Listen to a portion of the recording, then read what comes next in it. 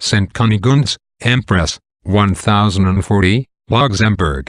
St. Cunegundes was the daughter of Sigefrid, the first Count of Luxemburg, and Hedwig, his pious wife. They instilled into her from her cradle the most tender sentiments of piety, and married her to Saint Henry, Duke of Bavaria, who, upon the death of the Emperor Otto III, was chosen King of the Romans, and crowned on the 6th of June, 1002, she was crowned at Paderborn on St. Lawrence's Day. In the year 1014 she went with her husband to Rome, and received the imperial crown with him from the hands of Pope Benedict VIII. She had, by Saint Henry's consent, before her marriage made a vow of virginity. Calumniators afterwards made vile accusations against her, and the Holy Empress, to remove the scandal of such a slander, trusting in God to prove her innocence, walked over red-hot plowshares without being hurt. The emperor condemned his too scrupulous fears and credulity, and from that time they lived in the strictest union of hearts, conspiring to promote in everything God's honor and the advancement of piety. Going once to make a retreat in Hesse, she fell dangerously ill, and made a vow to found a monastery, if she recovered, at Cunegundes, near Kassel, in the diocese of Paderborn, which she executed in a stately manner, and gave it to nuns of the order of Saint Benedict. Before it was finished Saint Henry died, in 1024. She earnestly recommended his soul to the prayers of others, especially to her dear nuns, and expressed her longing desire of joining them.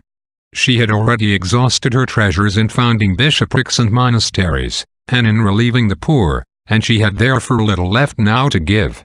But still thirsting to embrace perfect evangelical poverty, and to renounce all to serve God without obstacle, she assembled a great number of prelates to the dedication of her church of Cunegundes on the anniversary day of her husband's death, 1025. And after the gospel was sung at Mass she offered on the altar a piece of the true cross, and then, putting off her imperial robes, clothed herself with a poor habit. Her hair was cut off, and the bishop put on her veil, and a ring as a pledge of her fidelity to her heavenly spouse. After she was consecrated to God in religion, she seemed entirely to forget that she had been empress, and behaved as the last in the house, being persuaded that she was so before God. She prayed and read much, worked with her hands, and took a singular pleasure in visiting and comforting the sick. Thus she passed the last 15 years of her life. Her mortifications at length reduced her to a very weak condition, and brought on her last sickness. Perceiving that they were preparing a cloth fringed with gold to cover her corpse after her death, she changed color and ordered it to be taken away. Nor could she be at rest till she was promised she should be buried as a poor religious in her habit. She died on the 3rd of March, 1040. Her body was carried to Bamberg and buried near that of her husband. She was solemnly canonized by Innocent III in 1200. Reflection.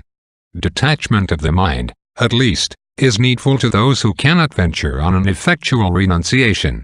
So likewise every one of you, saith Jesus Christ, that doth not renounce all that he possesseth, cannot be my disciple. Amen.